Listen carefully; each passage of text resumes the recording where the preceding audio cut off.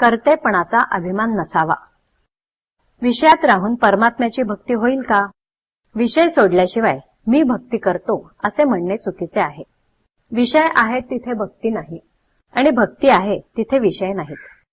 भक्त म्हणजे भगवंताचे होऊन राहणे, त्याला शरण गेल्याशिवाय त्याचे होताच येत नाही। अभिमान ठेवून आपल्याला कधीच भक्त होता येत नाही। प्रथम अभिमान कसा नाहीसा होईल हे पहावे आणि तसे वागण्याचा प्रयत्न करावा। आपण प्रपंचात मी करीन तसे होईल या भावनेने वागत असतो। परवाच एक जण आले होते, त्यांना त्यावेळी पाहून कोणीही म्हटले असते की हे थोड्याच दिवसांचे सोबती आहेत, तरीही मी अमुक करीन, मी तमुक करीन असे ते म्हणतच होते। आयुष्याच्या शेवटच्या घटकेलाही केवढा तो अभिमान।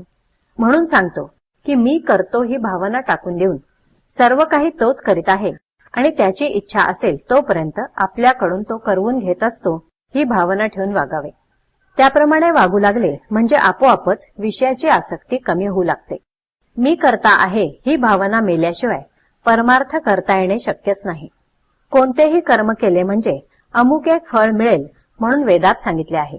त्यावरून वेद हे विषयासक्ती वाढवतात असे काही जण म्हणतात, पण वडील माणसे जसे औषध देताना गुळाचा खडा दाखवतात त्याप्रमाणे ते आहे। माणसाने फळाच्या आशेने तरी कर्म करायला लागावे।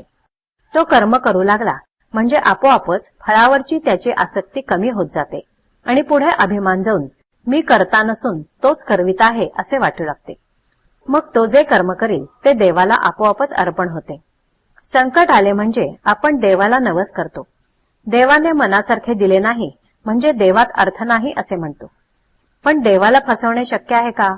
तो म्हणतो, हा सुखात असताना माझी आठवणही काढीत नव्हता आणि आता आठवण करतो आहे।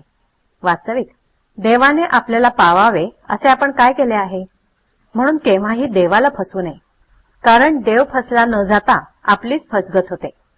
आपण प्रपंचासाठी रोज इतके काबाड कष्ट करतो, परंतु दिवसातून एखादा तास तरी देवाकरता खर्च करतो का हे आपल्याशीच विचार करून पहावे।